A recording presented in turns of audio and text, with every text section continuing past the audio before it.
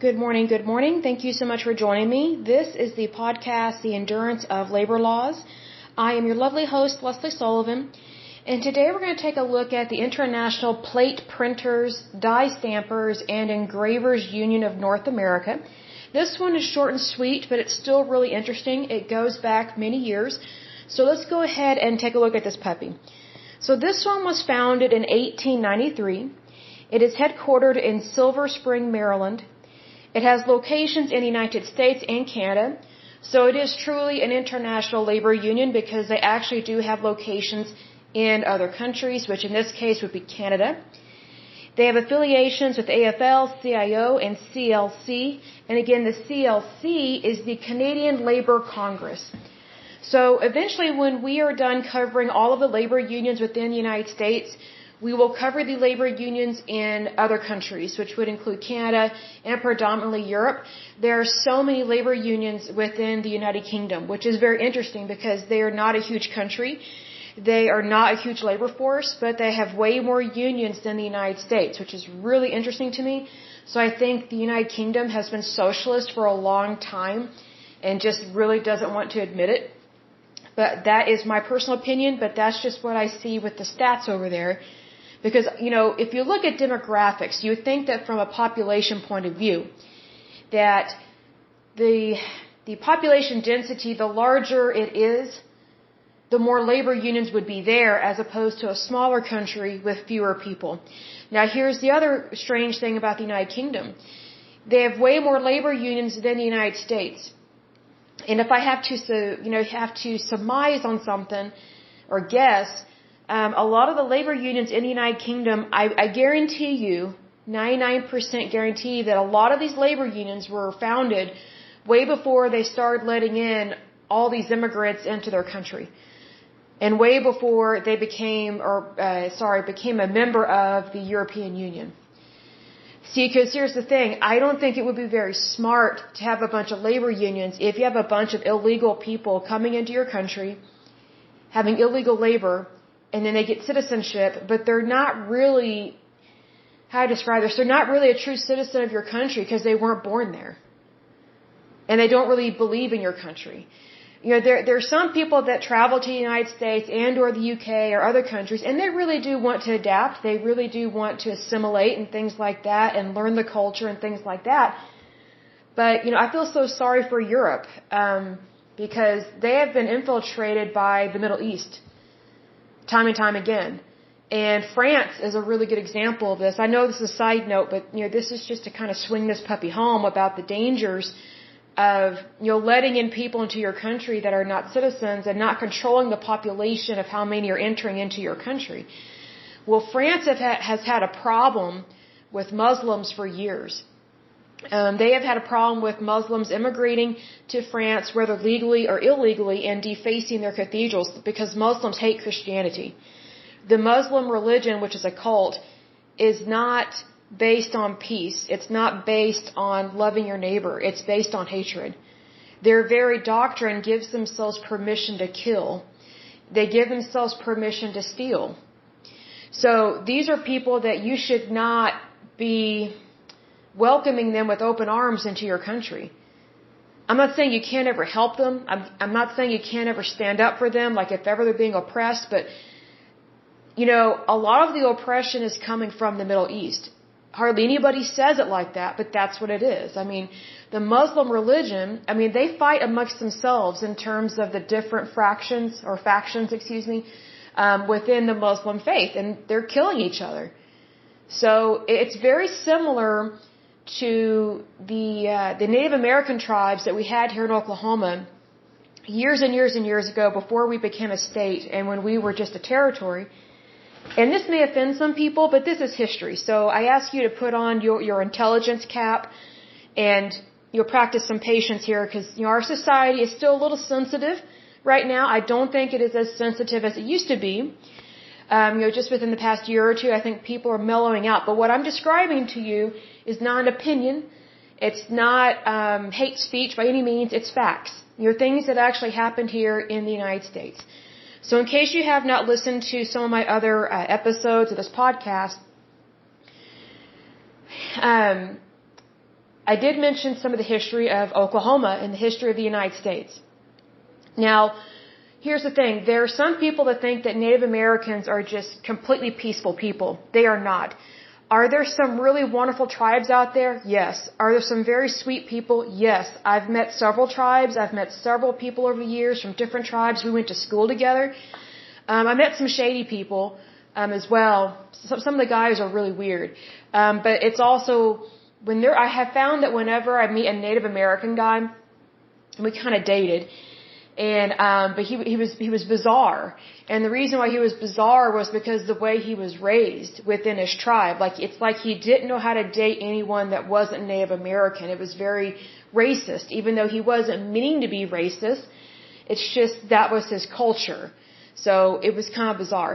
But anyway, way back in the day in the United States, when Oklahoma was not a state, we were a territory, there were a lot of killings out here. I mean, slaughtering. And very graphic, for sure. The settlers, the white settlers, the settlers that were moving from the east to the west, they were going out west, like to California. Of course, California was not a state yet, but they were moving out west to stake their claim and things like that. Well, there were Native Americans that lived out here that were not necessarily on reservations yet, per se. And there were several different tribes that were killing each other. They were having these tribal warfares, and very gruesome, very gruesome. They were very brutal to each other. They would brutally murder each other within each other's tribe. They would scalp them. They would also take people as slaves. So, white people, which I don't even like using the word white, but people tend to think because someone's fair-skinned, oh, you're just white. No, actually, we are typically of European descent and from different countries, so that's racist to me to say white or black, but just for the sake of keeping it simple, we'll use colors here. A lot of the killing took place within these Indian tribes. And these Native Americans, which that name is a lie in itself, they are not native to America. Native Americans are actually Indonesian and other segments of the population over there in the east. They came over here on the land bridge long time ago. Some Native Americans came here via boat, like in their canoes and things like that, and they had a fur trade and things like that. Like, they were migrant. They were, they were not known to stay in one place. That they were very nomadic in that respect, and they were tribal. So they didn't actually own any land. So to say that we took land away from is a flat-out lie, because they didn't actually own anything. The only mistake that the United States made was not honoring the contract, I guess, with their reservations or something to do with that land and property rights. But I'm not really sure about that, so I haven't researched it. But you hear all this stuff, and it's like, okay, that's in the past. We've moved forward. It's not like we can give them the state of Oklahoma back. I mean, we all need to move on at some point in time. But anyway, because it was so long ago. Basically, the religion of these Native American tribes, this is my point, their religion, which was a cult, gave them permission to kill other people. And it was murder. It wasn't self-defense all the time. It was mostly murder, and it was a type of genocide. Like what's happening over in Africa right now with these different tribes over there. It's very tribal. Like, when they hate another tribe, they literally hate them to the death, and they will slaughter their women, their children, and just do grotesque things. That's what was happening here in the United States. Out, I guess you could say, on the western side of the United States, I guess our western front, and those other states had not been founded yet. And so what happened was the United States military, which would have been the U.S. Army, they were hearing these horror stories from the white settlers that were going out west. They're like, hey, we're being attacked by Indians. And they are not only attacking us, they're attacking each other. And they're doing really grotesque things out here. It's really scary. So because these Native Americans, and they were from different tribes, it wasn't just one. And it wasn't just two, it wasn't just three. There were several Native American tribes. So this got word back to basically the President of the United States at that time. And word got back to the military, and so they sent the United States Army out here. They sent the military out here, and they founded all these different forts. So if ever you visit the central part of the United States, especially Oklahoma and Texas, particularly Oklahoma, we have a lot of forts here. It's not just a military post. It was a post to protect white settlers and also the peaceful Native Americans that were being brutally murdered by very life-threatening tribal and nomadic Native American tribes that were just practicing genocide. That same tribal killer mentality, like giving himself permission to kill, is exactly what Muslims do. Not all of them, but the majority of them. Like it's in their doctrine. It's in their theology. Like whenever someone gives themselves permission to commit a certain type of behavior, to tell them that they're wrong is to tell them their religion is wrong. Which is why the Muslim faith, which it's not a faith, it's a cult, it's very much a problem in the Middle East, because whenever you call them out on their religion, or if ever their own people want to say, hey, we shouldn't be treating other people like this, guess what? Because they practice a theocracy, it's considered a death sentence to question the religion. So for those that think that Muslims are just peaceful people and they're just misunderstood, I got news for you. You are very ignorant and stupid. I mean that with the utmost respect, as much as I can say. But you need to realize that almost all the terrorist attacks that have happened, I would say within the last,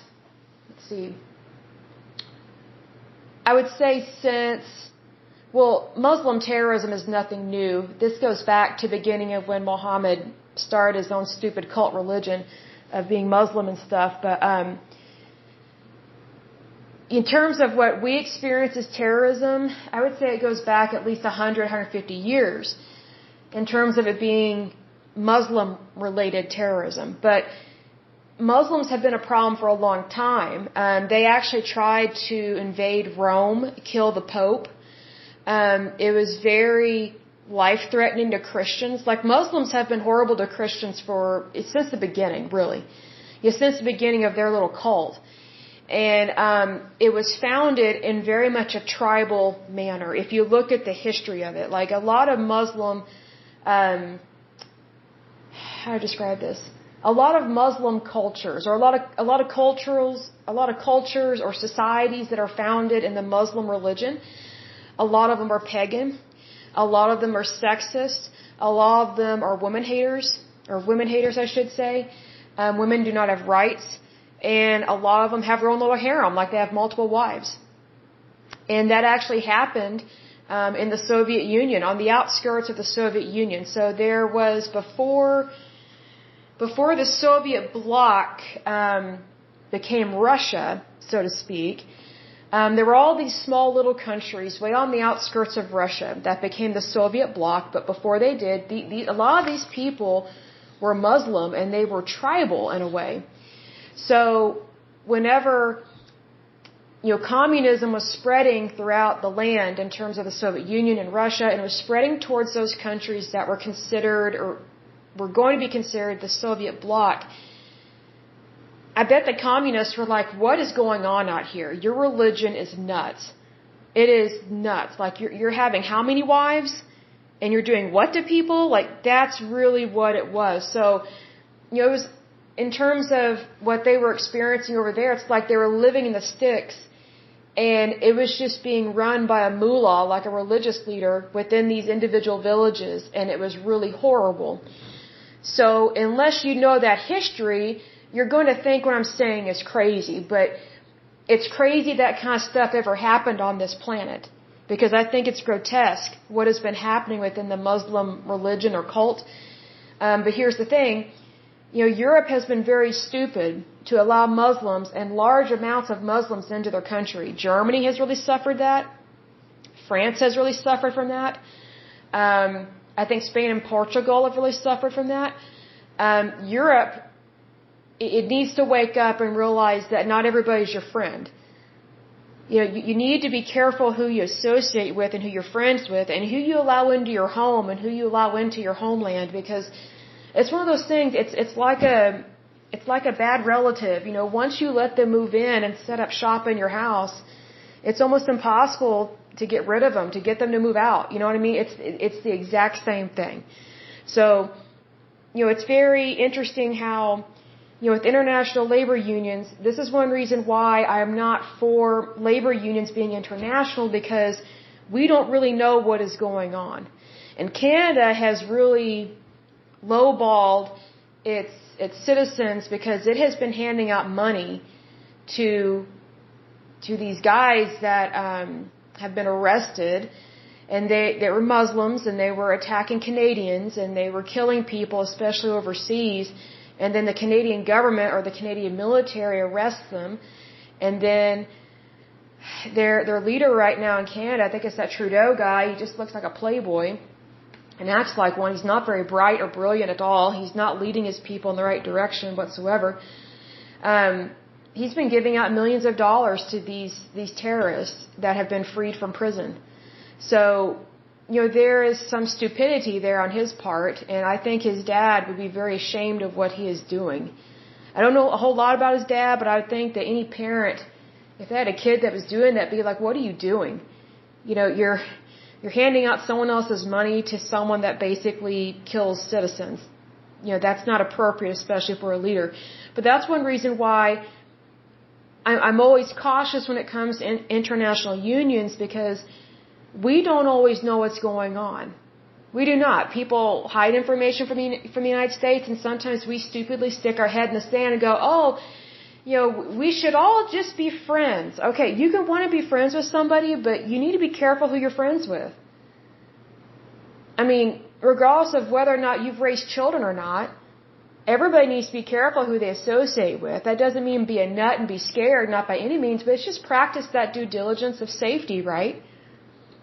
It's just one of those things. So, I mention that because international labor unions, they are not the same as local labor unions. They function completely differently. Even though they try to act like there's nothing different, there is something different. And it's not the same. It really is not.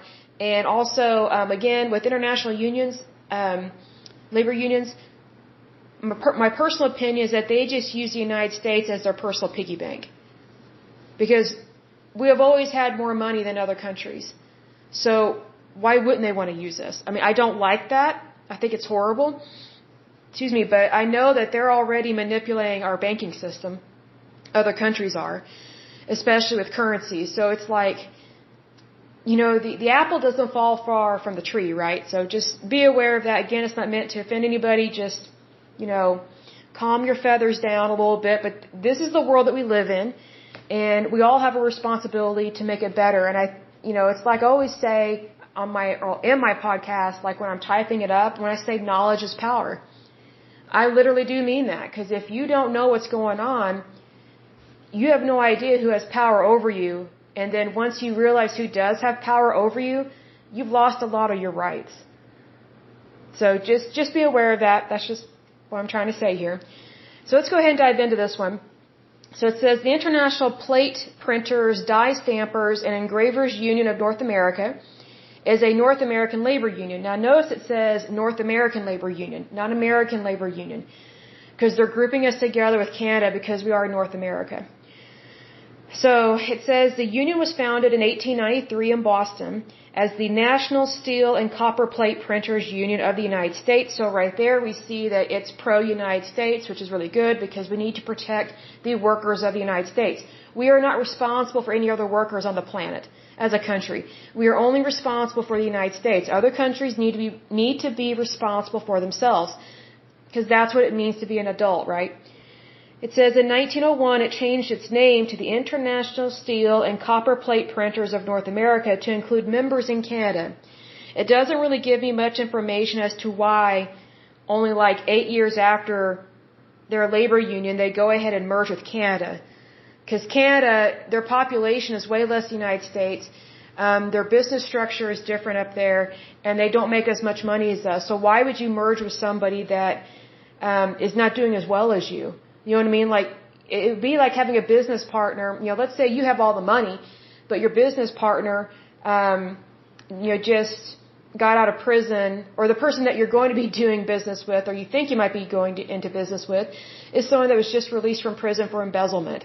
You know what I mean? Like, you don't do business with people like that. Like, you need to do business with people that are either just like you or have the same goals, that are not tainted with lack of funds, lack of employment, and issues like that. That concerns me. It says it became the International Plate Printers and Die Stampers Union of North America in 1921. So again, it's changing its name over time. In 1925, the union absorbed the International Steel and Copper Plate Engravers League, adopting its current name in 1930. After the merger, it had 1,000 members. By 1980, the union's membership had fallen to 400. So here's a very interesting thing here. So this union, it merged with a couple different ones over time, but yet it lost membership and it did not keep up with the times. Because think about it, like, we still use plate printers, we still use die stampers, we still use engravers. It's just, there are ways that technology advances.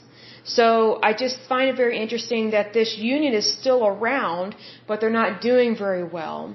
And what I find interesting is that whenever a union, an international union, is not doing very well, very rarely do the other countries that are involved with their union help them out to gain membership or to increase membership, right? So it's kind of one of those things like, it's like these other countries, they want to merge with us, but yet they don't want to help out the union here at home in the United States when our numbers fall. Like, it's like they're just there for the good times, not for the bad times, that they don't care to help out the bad times.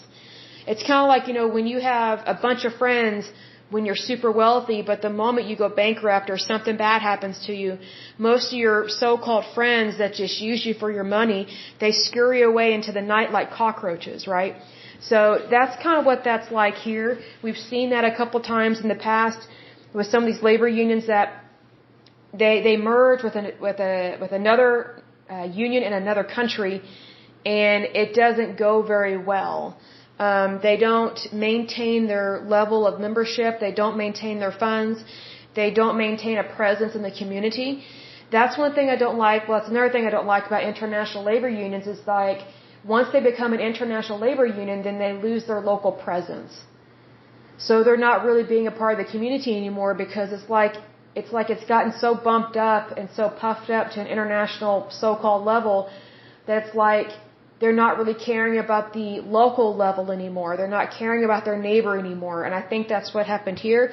It doesn't say it, but, considering how many labor unions we have covered over this span of time with this podcast, I've noticed that whenever labor unions, whenever they focus on the local part first and then branch out, but they remember their roots, they do a lot better when they do that, as opposed to growing too quick, too fast, and then just wanting to be in another country or something. That's kind of odd, because that's a very short amount of time that this union grew, but it didn't grow like exponentially in terms of numbers, but yet it wanted to be an international labor union. Well, here's another thing. What does Canada know about industry? Not much. Not as much as the United States. I mean, I'm not dissing my Canadian listeners by any means, but I mean, from living in your country's not known for industry. The United States is known for industry. And so, it's one of those things that I find it really odd whenever a United States labor union that's founded here in the USA merges with another labor union in another country. They have the same, I don't want to say necessarily skill set, but they're merging because they have similar, I would say, job functions. And I say similar because it's probably not exact. But here's the thing, the labor in Canada is not like the labor in the United States. It's like what I said in a previous podcast where I was talking about, because of NAFTA, which is the North American Fair Trade Agreement, which it's not fair, because we've lost thousands, if not millions, of jobs to other countries. And so a lot of Americans don't have jobs because of NAFTA over the years. But it's one of those things that because a lot of our labor has gone to Mexico and other countries, the product is not as good. They don't have as good a training. They don't have the same educational institutions in other countries like the United States. So it's kind of subpar. The United States is number one for a reason. That's not meant to be insulting. It's just a fact. I mean, why else would a bunch of people, or a lot of people, want to come to the United States, whether legally or illegally? I mean, we're known as, land of the free, home of the brave. Well, here's the thing. If you're not willing to be an American, those things don't apply to you. So there are a lot of people that come here to the United States. They don't care to be American. They just want to use us for our money, for our land, for our property, for our currency. And I don't want people like that here. We don't need that here. We need people that are good people, that actually want to be American. Yes, you can have your heritage, your roots. I mean, I have heritage, I have roots, I have ancestors, all those wonderful things. They're not forgotten and they are a part of me, but, I don't walk out of my house every day and so I'm French. I don't walk out of the house and start talking about what I am in terms of my ancestry. Like when I walk out of the house, if someone asks me what nationality I am, I say I'm American. I was like, but if they want more detail, I'm like, well, actually, I'm a mix. I'm not white. I'm actually a mix of several races from over the years in times past of my ancestors. Because actually, I can't remember if I said this or not, but I did do a 23andMe test, and I am actually French, British, like North Londoner, and Egyptian and Nigerian. That's my heritage. So obviously, I'm not just white. That's why I don't like that term when talking about people. So it's one of those things that, whenever I see a Latino or a Mexican, I don't say, oh, they're brown. Like whenever the government, like whenever you are filling out a not an employment application, but you're filling out that, I forget the name of the form, I should know this, I worked in accounting, but you're filling out, like it's either your W-2 or W-9, I forget which one it is, but you're filling out the stuff that you have to fill out to show your employer who you are, like your social security number, your name, how you're going to file your taxes, and you have to put whether you're married or not, and then it puts your race. Well, what's interesting is that list, like Eskimoan, African American, Hispanic, and it lists all these other races, but for people like me, it just says white. And I'm like, I'm not white. Like, I'm not just a color. I am a mix of several races. So I just start putting other or mixed race because that's what I am. I'm a mixed race. I'm not just one race. So I'm not just one color, for sure. Like, if I was only French or if I was only North Londoner, I would never tan. But I tan really well. And that probably comes from my Egyptian heritage and my Nigerian heritage, which I just found out, not too long ago about that. I was like, oh, so that's why I tan really well. Because, here's the thing, fair-skinned people, if that's all you are Norwegian or Danish, those people don't tan, they burn horribly. Just like Australians and stuff. Like it's very difficult for them to tan if they're only European, but I'm not just European. But anyway, we do need to be careful about who we do business with because in terms of the labor in other countries, it's not the same as the United States. The United States, we set a very high standards. Our products are bigger and better than any other country on the face of this earth. So why should we settle for less? Basically, anything less than God's best. That's how I word it. And that's how I live my life. I am not going to settle for anything less than God's best. Why would I? I mean, it just makes no sense to me. I think that when we settle for less than God's best, you're opening the door to pain, poverty, death and disease and destruction, and stress, all those horrible things that we don't want in our life. But I think that as a country, when we stick close to God, and I don't mean this as like a theology or a theocracy, because I don't believe in those, but just knowing that God loves you and understanding who you are in Christ Jesus, it calms things down. It doesn't mean you're a Bible thumper. It doesn't mean that you're trying to convert the entire planet. Look, if someone wants to convert to Christianity, they will. If they don't, they don't. It's on them. It's not on us. It's on them. I mean, we can spread the gospel. We can tell everyone about God's truth, about how good He is, all those wonderful things. We can help get people saved. In that same token, it's up to the individual person what they want. But what I've noticed is that in terms of the United States, the further we get away from God, the worse our country gets. And the more we have these weird ideologies and these weird ways of living that are bizarre, that are not healthy for children. And if they're not healthy for children, then they're not healthy for men or women either. So, because eventually children do grow up to be men and women, and they need to be who they were born to be. Meaning if someone was born a girl, they need to stay a girl. If someone was born a boy, they need to stay a boy. We've talked about this in a previous podcast where, this gender reassignment stuff, if someone wants to do that as, when they are an adult, that's their business. It's their body. I still don't agree with it because I think that's wrong, because I think you need to be who God made you to be because you're beautiful in God's eyes. Why wouldn't you want to be who God wants you to be? He loves you. But I think that if someone does want to have gender reassignment surgery, that is a adult decision. It is not a child's decision. It's not the decision of another person for another person's body. That's why I don't agree with these parents, especially these stupid female parents, these stupid moms that are trying to change their sons to being daughters. That's not right. I mean, that's stealing their sexual identity. I think it's really cruel and sick. I think we've got some really sick women out there that have been so desperate for a daughter that they're willing to get their little boy's body mutilated. And I don't know why the court systems do not intervene, because if a foster parent were to do that, they would go to jail and be in prison probably forever. But whenever a parent who actually gave birth to that child or they adopted it, it's like they can do whatever they want. Well, we have to call a spade here. If it's wrong for a foster parent to do that to a child's body, then it's wrong for any adult to do that to a child's body. Also, we've discussed this in a previous podcast, that, a child should never have its sexual identity changed ever. That's their decision later in time, especially because, they haven't even hit puberty until later in time, right? Till they're, some girls hit puberty in grade school, and then boys don't always hit puberty until high school, and sometimes they're not fully grown. Boys are not fully grown until their 20s, till they're in college. And then also the frontal lobe, which is where a person's personality is, their identity, things like that. A person's brain, a child's brain is not even fully developed until age 25. So why would anyone be trying to change a child's sexual identity like that and force them to take chemicals, or not chemical, what was a chemical? It's a drug, and then do horrible, grotesque plastic surgery on these kids that they're children. They're children. I mean, it's eugenics what these people are doing to their children.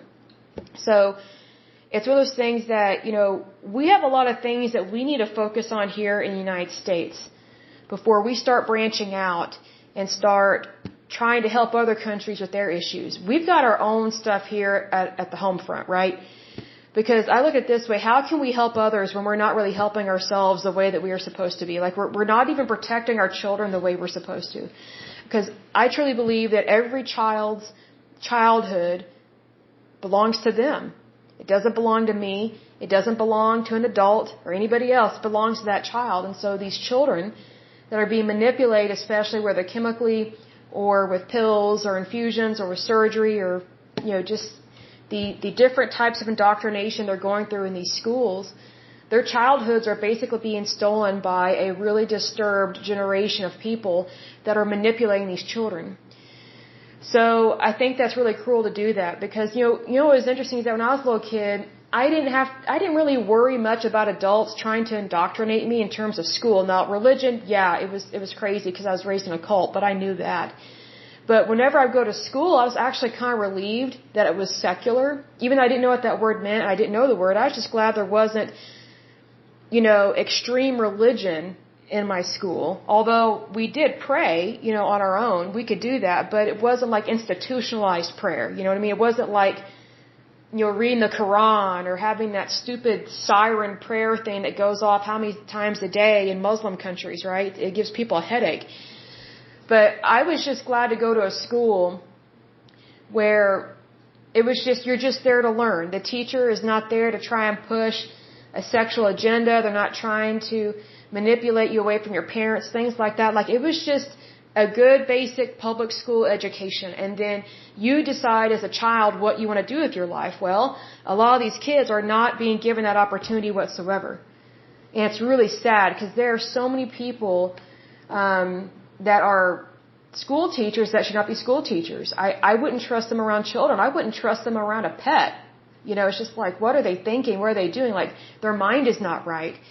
And I didn't realize that we had so many disturbed people that were teachers in terms of age, teaching kids, like ages 18 and younger, teaching minors. I didn't realize we had so many disturbed people that were teachers until COVID-19 happened. And then you've got all these teachers that don't really want to go back to work. And they just want to teach kids from online. It's like, okay, well, that's homeschooling. So why are our tax dollars paying you to do the work of what the parents are doing for their kids? I mean, it's just like, you gotta be kidding me. So it's one of those things that it just really took me aback seeing all these different things come out due to COVID-19, because that's what's interesting. COVID-19 either brought out the best in people or the worst in people. So, we learned a lot about what we need and what we don't need. And so I think that's one of the interesting things about a crisis like that, is that we realize what works and what doesn't work. But the good thing about the United States is that we do have the ability to pull together, do what's right, and move forward. But we have to have knowledge, because knowledge is power. And we really need to focus on things that are happening here on the home front. Don't get me wrong, I love Canada, I love other countries, but we are not responsible for these other countries. They are responsible for themselves. It's interesting, these other countries, their citizens actually want to be responsible for themselves. They don't want a nanny. But what's interesting is that the powers that be in their country, their leaders, they have this socialist mindset, and because they have this socialist mindset, they want other people's money. How frustrating would that be for the citizens? You know what I mean? It would be really irritating. So, needless to say, I can see why Britain voted to keep the British pound. I think that was very smart. I think that was wonderful. And then for them to exit, they're called Brexit. I love that. They exited that whole bad thing that was not good for Britain. Because it's good to support your country, because here's the thing, if you don't support your country, people will take your country. There's nothing wrong with having a sense of nationalism. Sometimes people associate nationalism with fascism or with Nazism. That is not true. The Nazis, they just took it to a very disturbed, evil extreme. There's nothing wrong with loving your country. Because if you actually love your country, you won't do what the Nazis did. If you love your country, you won't do what the fascists did. If you love your country, you won't do what the communists did. If you love your country, you won't do what the Soviets did. If you love your country, you won't do what the Red Army did to people. You see what I mean? Like, to love your country is a beautiful thing. Because you want to guard and protect what is rightfully yours as a citizen of that country, of whatever country you are from. There's nothing wrong with loving your country and guarding and protecting your country. And technically, if you are over the age of 18 in any country, it's your responsibility as an adult to love, respect, and honor your country, because, we, the citizens, especially of the United States, we are responsible for our country. It's not just our leaders. We elect them to do certain things that they're supposed to do. But it's us, the citizens, that are responsible for our country. It's not the few that are in charge, it's the many. And we exercise that right with our vote and our citizenship.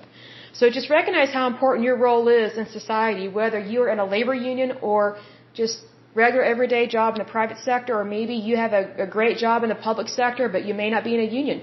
Whatever the case may be, you are part of this country and you do have value. But I will go ahead and end this podcast. But as usual, until next time, I pray you're happy, healthy, and whole, that you have a wonderful day and a wonderful week. Thank you so much. Bye-bye.